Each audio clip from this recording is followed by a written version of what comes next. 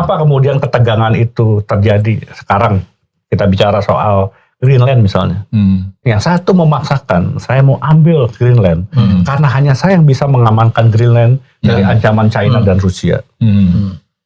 Tetapi dia tidak pernah mau mendengarkan pandangan dari negara-negara lain yang menjadi sekutunya.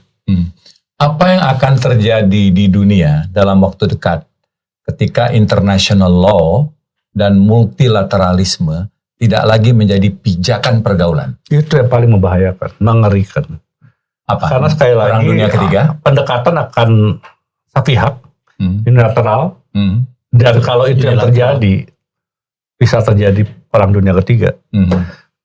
Venezuela karena militernya tidak kuat dan tidak fanatik. Coba itu lakukan pada Iran. Dibales. Israel aja dia tembak. Jadi kalau bertemu dengan negara yang punya pride tinggi dan dia punya kekuatan, contoh lah dia culik tuh namanya Kim Jong-un. Nah, menurut Pak Dubes, sikap Indonesia terhadap krisis di Venezuela itu sudah cukup proporsional atau seharusnya lebih? Kita sebagai negara besar, kita ini negara besar punya nilai tawar. Penduduk terbesar keempat di dunia, demokrasi ketiga, negara Islam terbesar, ya, negara yang bisa memadukan agama dengan demokrasi, itu tidak banyak.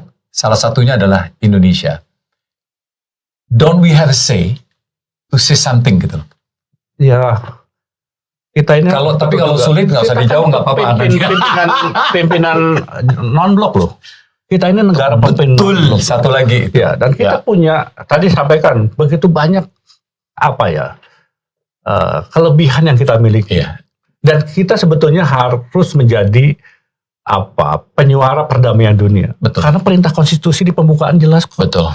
Tugas kita itu menciptakan ketertiban dunia. Betul. Dan kita harus berani ketika rule base itu dilanggar oleh siapapun, kita harus bersuara tanpa harus bermusuhan, tanpa harus menyerang, tanpa harus konfrontasi. Tetapi dengan cara Indonesia, kita harus sampaikan bahwa ketertiban dunia itu tanggung jawab semua negara. Barangkali yang kita sering lupa itu adalah bahwa kita tuh tidak sadar bahwa tidak ada negara yang bisa hidup sendiri.